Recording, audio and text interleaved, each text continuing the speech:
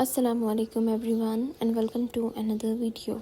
If you are a first year or a second year student then this video is for you. इस video में मैं आपको FSC में maximum score करने के लिए कुछ टिप्स और ट्रिक्स बताऊंगी बिकॉज यू नो कि FSC उतनी ही इम्पॉर्टेंट है जितना कि MTCAT। टोटल एग्रीगेट में ऑलमोस्ट 40% आपकी FSC काउंट होती है, इसलिए इस 40% में से आप मैक्सिमम स्कोर करने की कोशिश करें सो डैट FSC के पॉइंट ऑफ व्यू से आप सिक्योर हों। इसलिए आप FSC में 93-94% तक अपना टारगेट रखें ताकि MTCAT में आपको ज़्यादा प्रॉब्लम फेस ना करनी पड़े। अब स्टूडेंट्स अक्सर परेशान रहते हैं कि FSC के लिए उनको अकेडमी ज्वाइन करनी चाहिए या नहीं। सो आई वुड से कि अगर आप अपनी कॉलेज की टीचर से सेटिस्फाइड हैं, आपके कॉलेज में आपके कॉन्सेप्ट्स अच्छे से क्लियर हो रहे हैं, then there is no need to join any academy. लेकिन अगर आपके कॉलेज की पढ़ाई अच्छी नहीं है तो फिर आपने कॉम्प्रोमाइज़ बिल्कुल भी नहीं करना, फर्स्ट ईयर से ही अकेडमी ज्वाइन कर लें। But do remember one thing, आपने टाइम पास कहीं भी नहीं करना।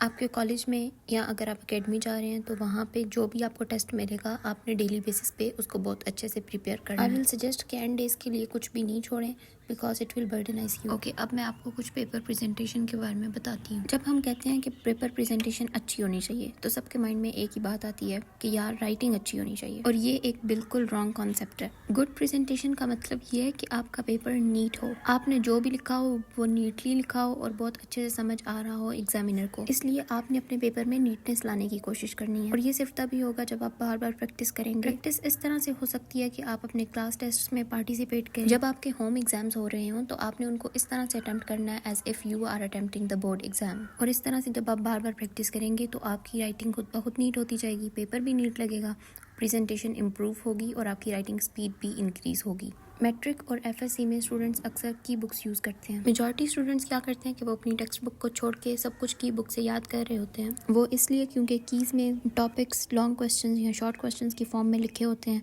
हेडिंग्स भी ऑलरेडी बनी हुई होती हैं और वर्डिंग भी कंपैरेटिवली ईजी होती है बुक से।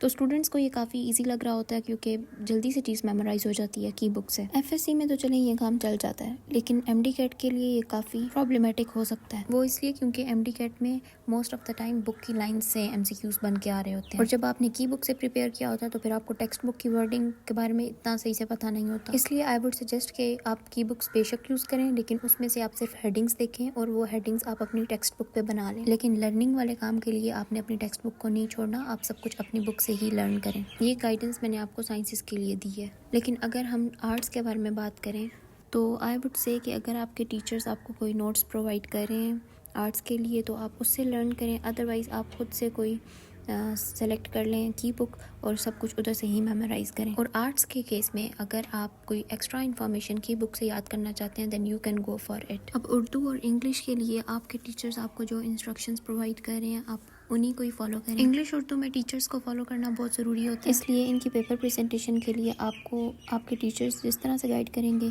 आपने उन्हीं को ही फॉलो करना है। उर्दू के केस में आपके पास एक तशरीह का क्वेश्चन आ रहा होता है, आप जो भी नोट्स या की बुक फॉलो कर रहे हैं आप उसमें से तशरीह को बिल्कुल भी याद नहीं करें, जस्ट आप उसको 2-3 टाइम्स रीड कर लें, लेकिन तशरीह की क्रैमिंग की बिल्कुल भी कोशिश नहीं करें। हाउएवर आप हवाले के लिए जो भी एक्स्ट्रा इन्फॉर्मेशन तशरीह में ऐड करेंगे, लाइक कोई आप शेर लिखते हैं या कोई आयत हदीस कोई कोट आप लिखेंगे तो उसको अच्छे से क्रैम करना बहुत ज़रूरी है, क्योंकि एक तो आप उसको प्रोमिनेंट करके मार्कर के साथ लिख रहे होते हैं, एंड सेकेंडली जब भी आप कोई रेफरेंस देते हैं तो वो रेफरेंस ऑथेंटिक होना चाहिए, आपने उसमें से कुछ भी ऐड ऑन या सब्सट्रैक्ट नहीं करना। अब यही सारी इंस्ट्रक्शंस आप मजमून के लिए भी फॉलो करेंगे। मजमून का जो मटेरियल होता है आपको उसको क्रैम करने की ज़रूरत नहीं है, लेकिन रेफरेंसेस को आप बहुत अच्छे से याद करके जाएं। अब अगर हम इंग्लिश के बारे में बात करें then same goes for English, लेकिन आपको पता है कि Urdu is our mother tongue, इसलिए उर्दू में कुछ भी खुद से लिखना कंपैरेटिवली ईजी होता है। सो इंग्लिश के लिए मैं सजेस्ट करूँगी कि अगर तो आप ग्रामेटिकल मिस्टेक्स और पंक्चुएशन मिस्टेक्स के बगैर कोई भी आर्टिकल खुद से बहुत अच्छे से लिख सकते हैं then don't cram anything for English. लेकिन अगर आपकी वोकेबलरी इतनी स्ट्रांग नहीं है और आपसे ग्रामेटिकल मिस्टेक्स भी होती हैं देन इट्स बेटर कि इंग्लिश के लिए आप किसी भी ऑथेंटिक सोर्स को फॉलो करें। ओके, अब मैं आपको डायग्राम्स के बारे में थोड़ा सा गाइड कर देती हूँ। साइंसेस में आपने डायग्राम्स को बनाने की ज़रूर कोशिश करनी है, बायो में तो डायग्राम्स मस्ट है, चाहे आप शॉर्ट क्वेश्चन अटैम्प्ट कर रहे हैं या लॉन्ग क्वेश्चन, लेकिन डायग्राम आपने बायो के पेपर में बिल्कुल भी नहीं छोड़ना। केमिस्ट्री और फिजिक्स की बात की जाए तो उसमें भी आप कोशिश करें कि कोई ना कोई डायग्राम रिलेटेड आप बना दें क्वेश्चन के। जैसे अगर आप केमिस्ट्री में कोई ऐसा क्वेश्चन क्वेश्चन अटैम्प्ट कर रहे हैं जिसमें एटम से रिलेटेड कोई बात हो रही है या मॉलिक्यूल्स का बीच में जिक्र आ रहा है, बिकॉज केमिस्ट्री में तो सारी एटम्स और मॉलिक्यूल्स की डिस्कशन है। तो आप उस क्वेश्चन के साथ कोई भी एक एटम बना दें, उसके शेल्स शो कर दें और इलेक्ट्रॉन्स, प्रोटॉन्स, न्यूट्रॉन्स बना दें बीच में। इस तरह से वो क्वेश्चन काफ़ी प्रेजेंटेबल हो जाए। डायग्राम्स को आपने प्रैक्टिस भी अच्छे से करना है। इसके अलावा फ्लो चार्ट्स भी बहुत इंपॉर्टेंट होते हैं। अगर आपको कुछ भी समझ नहीं आ रहा कि मैं क्या डायग्राम बनाऊँ, तो आप फ्लो चार्ट बना सकते हैं किसी भी क्वेश्चन के साथ।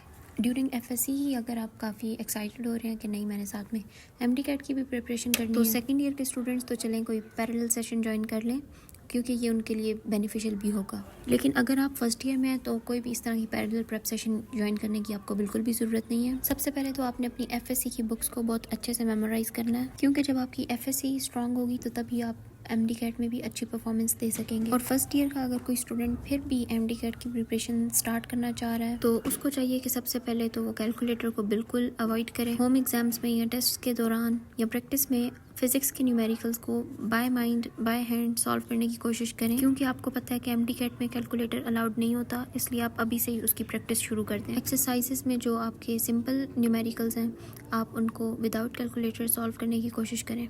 और इसके साथ साथ मैं आपको सजेस्ट करूँगी कि आप किसी भी अच्छी सोर्स से वोकेबलरी के वर्ड्स याद करना शुरू कर दें, क्योंकि एमडी-कैट के दिनों में आपके पास इतना टाइम नहीं होगा कि आप सेपरेटली वोकेबलरी को भी टाइम दे सकें। So here our video comes to an end. I hope कि आपको ये वीडियो अच्छी लगी होगी। Don't forget to subscribe my channel and also share this video with your friends. I will meet you in some other video. Till that, take care of yourself and Allah Hafiz.